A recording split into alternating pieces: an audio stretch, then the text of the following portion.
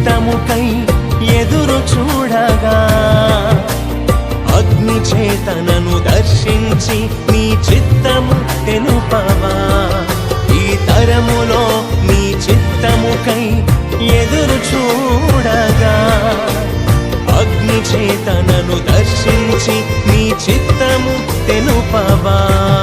ఒక ఆశ ఉందయ్యా నా కోరిక తీర్చయ్యా మా మనవిను యేసయ్యా